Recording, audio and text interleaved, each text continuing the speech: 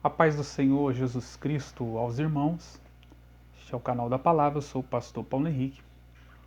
E hoje nós estaremos, pela manhã de domingo, dia 7 de junho de 2020, estudando a lição de número 10, que tem como título A Intercessão pelos Efésios. A intercessão pelos Efésios. Nós vamos estudar um pouco, que é o que Paulo, fazia para a igreja de Efésios. O texto áureo se encontra em Efésios capítulo 3, versículos 14 ao 15, que diz assim a palavra do Senhor: Por causa disso me ponho de joelhos perante o Pai de nosso Senhor Jesus Cristo, no qual toda a família nos céus e na terra toma o nome. A verdade prática, ele vem dizendo, devemos interceder pelos eleitos de Cristo para que eles sejam fortalecidos de poder e vivam em comunhão e exercitem o amor, Verdade prática aí é para que eles fossem fortalecidos de poder. Poder que vem direto de Deus para a igreja, para que a igreja também ela tenha a comunhão e para o exercício do amor de Deus. Nós aprendemos isso com o próprio Deus, João 3,16, a palavra diz: Deus amou o mundo de tal maneira que deu o seu Filho unigênito, para que todo aquele que nele crê não pereça, mas tenha a vida eterna. A leitura bíblica em classe se encontra em Efésios, seu capítulo 3, versículos de 14 ao 21, que vai dizer: Por causa disso, me ponho de joelhos perante o Pai de nosso Senhor Jesus Cristo, do qual toda a família nos céus e na terra toma o nome, para que, segundo as riquezas da sua glória, vos conceda que sejais corroboradores com poder pelo seu espírito do homem interior, para que Cristo habite pela fé no vosso coração, a fim de que, estando arraigados e fundados em amor, poderdes perfeitamente compreender com todos os santos qual seja a largura, o comprimento e a altura e a profundidade, e conhecer o amor de Deus que excede todo entendimento, para que sejais cheios de toda a plenitude de Deus. Ora, aquele que é poderoso para fazer tudo mais abundantemente além daquilo que pedimos ou pensamos, segundo o poder em que nos opera. A esse glória na Igreja, por Jesus Cristo, em todas as gerações, para todos sempre. Amém. Senhor, meu Deus e meu Pai, neste momento, ó Pai, iremos iniciar aqui mais uma aula.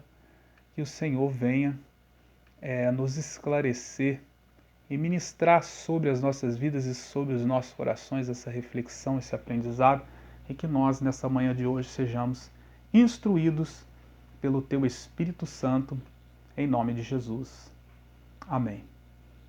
O primeiro tópico, irmãos, os objetivos específicos aí, é refletir acerca dos propósitos da oração do apóstolo Paulo no poder do Espírito. O segundo é destacar a necessidade de a igreja estar arraigada e fundada no amor de Deus. E o terceiro é conscientizar de que Deus é capaz de fazer muito além do que pedimos. Louvado seja o nome do Senhor. Então, estes são os três tópicos com os objetivos específicos aí, a qual nós iremos estudar. O ponto central da lição vem falando: temos o dever de interceder uns pelos outros em amor. É o que o Senhor nos ensina por intermédio da sua Escritura Sagrada. A introdução aí ela vem falar acerca da intercessão, né, de Paulo pela igreja de Efésios. A intercessão paulina, nós aprendemos que Deus, ele tem poder e ele pode fazer muito mais, além do que pensamos, além do que precisamos. Nós necessitamos aprender a viver acima da mediocridade, né? E aplicar as verdades de Deus à nossa vida. Nós precisamos e temos que viver o Evangelho em sua plenitude, né? O Evangelho, ele continua sendo o poder de Deus. O poder de Deus continua sendo ativo na vida das pessoas e na vida da igreja. Que Deus nos ajude, né, a vivenciar estas riquezas da parte do Senhor e verdadeiramente tomar posse da sua palavra. O tópico 1 aí, né, e já vamos passar para o item primeiro, as riquezas da glória, da sua glória. O tópico 1 vem dizendo corroborados com o poder do Espírito, né? O que é corroborar? Corroborar é completar, é encher. Corroborar é uma ideia, né? E que muitas das vezes alguém dá uma ideia e nós concordamos e também acrescentamos algo. Então, corroboradores é nesse sentido que o apóstolo Paulo, ele começa o tópico com um pedido duplo, né? Se os irmãos lerem aí, os irmãos vão ver que ele começa com o pedido duplo. O poder do Espírito, né, do Senhor no homem interior. A presença de Cristo nos corações dos crentes. Ele começa intercedendo e orando. Então, nós aprendemos que todo o líder, pastor, líder de grupo, líder de departamento, os que estão à frente de qualquer grupo liderado na igreja, né, nós precisamos fazer essa oração, solicitar o poder do Espírito no homem interior, para que a vida do crente, né, ela seja arraigada, cheia do Espírito. Paulo aqui, ele apresenta a sua oração confiando, né, nas riquezas da sua glória, da glória de Deus. Certo que Deus, ele pode fazer muito mais daquilo que pensamos e que planejamos. Paulo pede para que a igreja ela seja fortalecida com poder. E que, olha aqui que interessante, ele pede, né? No terceiro item a gente vai falar sobre isso, mas ele pede que a igreja de Cristo ela seja habitada por Cristo, que compreenda o amor divino e tenha pleno desenvolvimento espiritual, desenvolver, crescer, né? Ou seja, não ficar estagnada, com o mesmo pensamento, com as mesmas opiniões, né? O desenvolvimento, ele fala de mudanças de atitude para um propósito melhor na vida do crente, né? Então, Paulo, ele deixa bem claro aí 4 itens aqui que nós vamos destacar. Paulo, ele pede para que a igreja seja fortalecida no poder de Deus, né? Porque quando uma igreja ela é fortalecida no poder de Deus, independente da situação, a fé dessa igreja ela não é abalada, né? Isso é uma igreja fortalecida no poder de Deus. O segundo, Paulo pede para que ela seja habitada por Cristo, né? Porque quando uma igreja ela é habitada por Cristo, tudo que ela vai fazer, suas instruções, elas são pautadas naquilo que o Espírito do Senhor direciona para que ela faça. O terceiro, que a igreja compreenda o amor divino. E o quarto, que a igreja tenha pleno desenvolvimento espiritual, ou seja, um crescimento espiritual espiritual. Louvado seja o nome do Senhor. Aqui no item 2 vai falar fortalecidos com poder.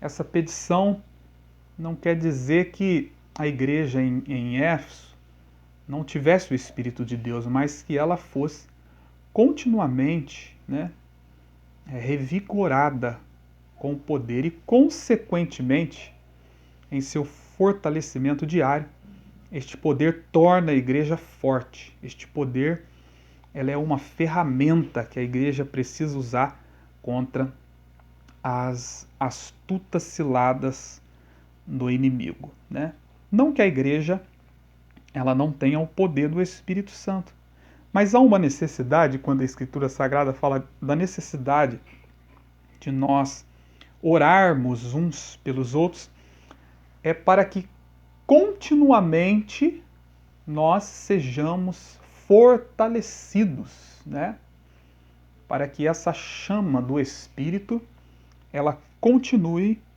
trabalhando nos nossos corações e nós verdadeiramente sejamos habitados, cheios da glória, da riqueza, e do fortalecimento que vem da parte de Deus. O item 3 aí vai falar habitados por Cristo. Essa habitação, acredito que Paulo fala no conceito que precisa ser uma habitação permanente. É o que eu acabei de falar aqui no item 2. Por que devemos continuar orando uns pelos outros? Para que continuamente nós sejamos nutridos daquilo que vem de Deus. E no item 3, aí, a habitação ela precisa ser uma habitação permanente, em oposição à temporária. Aquilo que vem, que passa, Ou seja, sem Cristo, a igreja não pode subsistir à ação do mal. Por que será que há muitos fracos, muitos oprimidos, muitos desigrejados, muitos desacreditados, Porque por falta do conhecimento, a sua casa interior, ela é uma habitação para Cristo temporária, Vem as dificuldades e essa pessoa abandona a fé e ele é óbvio que vai se tornar uma casa vazia. Mas nós necessitamos orar uns pelos outros para que nos tornemos habitação permanentes do Senhor. Não tem outra forma. A fonte é Cristo, o poder vem dele, a glória é dele, o que nos enche, é ele, e sem ele nada nós podemos fazer. Jesus mesmo disse: sem mim nada podeis fazer. Não é isso? Louvado seja o nome do Senhor. A palavra do Senhor, a lição no tópico 2, vai nos dizer arraigados e fundados em amor. Arraigados e fundados em amor. O amor, irmãos, ela é a mensagem central do Evangelho de Cristo. Não temos como fugir disso. Se alguém disser que ama a Deus e aborrece o seu irmão, esse tal ele é mentiroso. Porque como pode amar a Deus que não vê e aborrecer o seu irmão que vê fisicamente? Então, o item 1 aí do tópico 2, o amor, a virtude cristã. O amor, a virtude cristã. 1 de João, capítulo 4, versículo 8. Diz: aquele que não ama, não conhece a Deus, Porque Deus, ele é amor. O amor é a maior de todas as virtudes. É o princípio que norteia o fruto do Espírito, a nossa vida, A maior virtude não é falar em línguas, não é profetizar. A maior virtude, é amar. Não quero dizer que, no sentido do amor, nós temos que tolerar muitas coisas, principalmente o pecado. O que comete o pecado, ele precisa ser tratado exatamente porque amamos o nosso próximo, né? A fim de que a pessoa ela seja liberta. Isso deve ser feito também em amor, né? Não fazer de uma forma a qual, já que ele pecou, então vamos tomar aí as medidas cabíveis e não importa como que a pessoa se sinta, não. Isso também tem que ser tratado, né? Com o amor de Cristo sendo gerado em nossos corações. Hoje, infelizmente, muito se gloria com a queda do próximo, com a queda dos outros. Muito se gloria com a queda para que gere oportunidade para outra pessoa, né? Isso não é o Evangelho. O Evangelho verdadeiro, ele permeia em amor, né? Até no ato mesmo da nossa fala, né? No ato das mensagens. Não que não devemos corrigir e a palavra nos instrui que a correção bíblica, quando pregamos o Evangelho, ela vem da parte de Deus, mas a instrução também ela tem que ser bíblica e em amor, para que Deus ele opere, né, e trabalhe de forma grandiosa os corações. O item 2, ele vai dizer aí, ó, arraigados e fundados em amor. O que é a expressão arraigados e fundados em amor? A expressão arraigados e fundados em amor compara os santos como uma planta bem enraizada, né? Uma casa bem alicerçada. Arraigar é germinar através da fixação das raízes na terra, ou seja, uma planta presa ao solo. Nós precisamos ser arraigados em amor. Sem amor, o evangelho ele se torna um evangelho sem sustentação. Por isso a necessidade de em todos os nossos atos, ações, atitudes, né, palavras, o cuidado até mesmo quando estamos na tribuna sendo usado o Senhor para pregar o evangelho, nós sermos usados pelo Senhor em amor.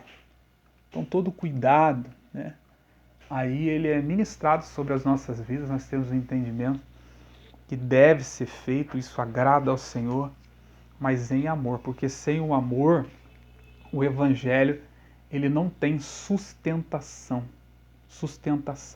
O item 3, a intensidade do amor de Cristo. Consciente de que somente o Espírito pode fazer, né, entender e experimentar a grandeza do amor de Deus, Paulo aí ele pede para que os crentes conheçam a intensidade do amor de Cristo. E como que eu conheço a intensidade do amor de alguém, né? Aqui é um exemplo. Como que eu conheço a intensidade do amor de alguém para comigo, para contigo, para com seu próximo? É somente através de um relacionamento, né? Conhecer a intensidade do amor de alguém é através do relacionamento. Então nós só vamos conhecer a intensidade do amor de Cristo por nós quando verdadeiramente passarmos a ter uma vida de relacionamento com o nosso Senhor e Salvador Jesus Cristo. Tópico 3. A bênção de Deus excede o pensamento humano. A bênção de Deus excede o pensamento humano. O item 1 do tópico 3 vai dizer que a dimensão das bênçãos divinas, né, isso aí indica que o que Deus pode fazer ultrapassa em muito os nossos melhores anseios e desejos, os nossos melhores projetos, né? Aquilo que tanto sonhamos, que almejamos. o poder de Deus pode fazer muito mais. Essa instrução, ela nos mostra que os pensamentos do Senhor, ele sempre será muito mais elevado, muito mais alto do que os nossos pensamentos. É na vida cristã, o cristianismo, é para isso que nós necessitamos despertar, né? Para alcançar a vitória da parte de Deus no mundo espiritual, muitas das vezes nós temos que parar de olhar e se adaptar com aquilo que nós estamos vendo, né? Os irmãos já imaginaram se Abraão, por exemplo, quando ele recebe o chamado de Deus, ele se apegasse à sua vida terrena, à sua parentela e tudo aquilo que ele tinha vivenciado? Não, Abraão teve uma visão muito ampla. A palavra do Senhor diz que ele creu e isso foi-lhe imputado com justiça. E as promessas para a vida de Abraão, elas foram grandiosas. E isso eu creio que ultrapassou o seu entendimento, a sua concepção. Os seus maiores anseios que Abraão tinha, ultrapassou, né, os seus desejos. E o propósito e o planejamento e o pensamento do Senhor sobre a vida de Abraão foi algo muito grande. E essas promessas, elas se concluíram. Então, na sua vida, Deus, ele tem muito mais. É isso que nós devemos nos apegar. A palavra de Deus, a sua verdade, e crer que existe um Deus no céu, né? Que tem um louvor que diz que a letra no papel não pode descrever. Ele faz o que ele quer, muito além, né? Ele vai muito além do que o infinito, a letra do louvor fala. Então Deus tem para nós coisas excelentes, grandiosas e muito grandes. O item 2, ele vai dizer um convite para adoração. Paulo, ele encerra, né, este capítulo com um convite de adoração a Deus, cujo a glória é devida na igreja por Jesus Cristo em todas as gerações. A proposta de Paulo, depois de compreender tantas bênçãos reveladas, não nos cabe outra atitude a não ser adorar, né? Depois que nós compreendemos a exatidão do propósito e do projeto de Deus sobre a vida de cada um, né? Olhe o projeto de Deus para a sua vida. Não nos cabe outra atitude a não ser adorar.